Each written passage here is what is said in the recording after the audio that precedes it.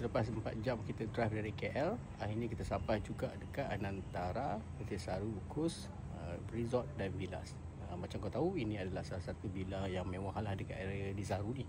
Bila kau masuk je ke area ni, memang sangat-sangat cantik dan hijau. Sekarang aku nak tunjuk macam mana rupa bilik yang aku dapat untuk 2 malam ni. Jom. Bilik ni besar, okey. Kita tengok dulu dekat sebelah kanan ni. Ini tempat untuk letak beg, sangkut baju, lengkap dengan safe. Lepas tu dia ada toilet lah. Lepas tu ni tempat mandi macam biasa. Ini kita ada 2 sink. Susu cantik je dia punya towel semua sekali. Alright, tengok dia punya kemasan kayu ni memang nampak mahal. Lepas tu ada bathtub juga.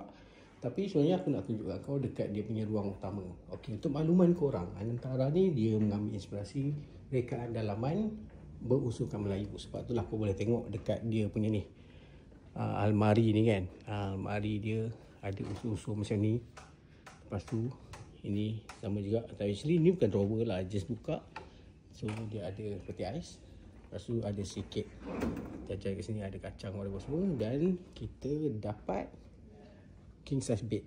Memang besar. Lepas tu tengoklah juga dia punya kemasan dekat bahagian atas ni. Memang sangat mewah lah.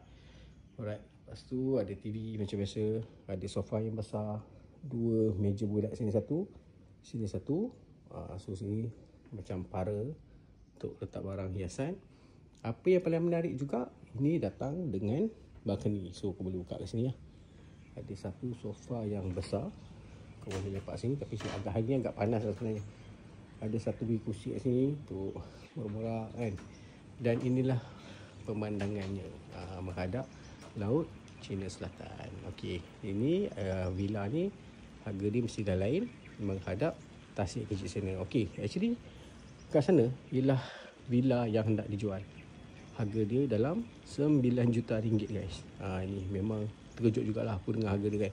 Untuk bilik macam ni, harga dia bermula 1000 hingga 1500. Lepas tu kalau untuk yang paling mahal, they call it residence, harga penginapan semalam ialah sekitar 8,000 hingga 20,000 ringgit semalam.